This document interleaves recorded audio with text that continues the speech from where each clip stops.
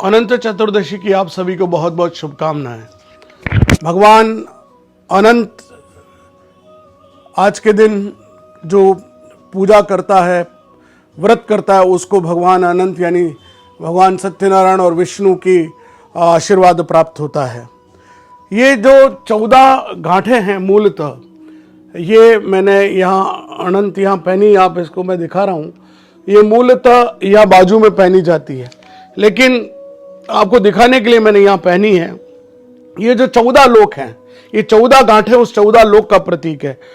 भूरलोक है, स्वलोक है, महलोक है, जनलोक है, तपलोक है, ब्रह्मलोक है, अतल है, अतल लोक है, वितल लोक है, सतल लोक है, रसातल है, तलातल है, महातल है और अंत में पाताल है। भगवान विष्णु पाताल में जाकर इस योग निद्रा की अवस्था में जब रहे थे, अतः इन 14 ही लोकों को पार कर हमको विष्णु भगवान का आशीर्वाद प्राप्त होना होता है।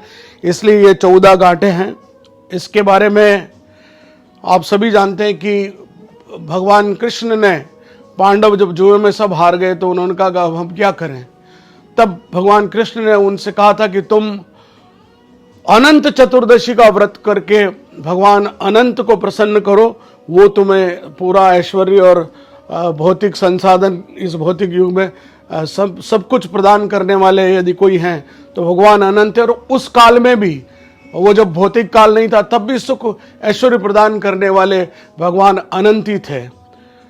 एक कथा है कि कौंडिन्य मुनि ने जब अपनी पत्नी शीला के साथ यात्रा कर रहे थे तो एक नदी के किनारे पर कुछ स्त्रियां भगवान अनंत की पूजा कर रही थी। तो उन्होंने उनसे कहा कि आप लोग ये क्या, कौन सी पूजा कर रहे हैं। तब उन्होंने उनकी पत्नी शीला को बताया कि ये भगवान अनंत की पूजा हम कर रही हैं। भगवान अनंत का ये धागा आप भी बांधिए और इसकी पालना करिए, आप धन धान्य से परिपूर्ण हो जाएंगे।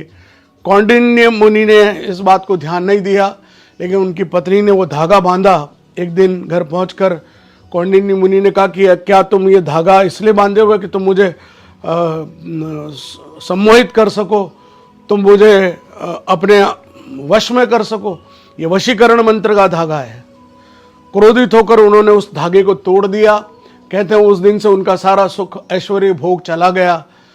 तब उनको पता चला कि उनसे क्या गलती हुई। उसके बाद उन्होंने भगवान अनंत की कठिन तपस्या करके गुफा में भगवान अनंत ने दर्शन दिए और उनको फिर वापस भोग, ऐश्वर्य और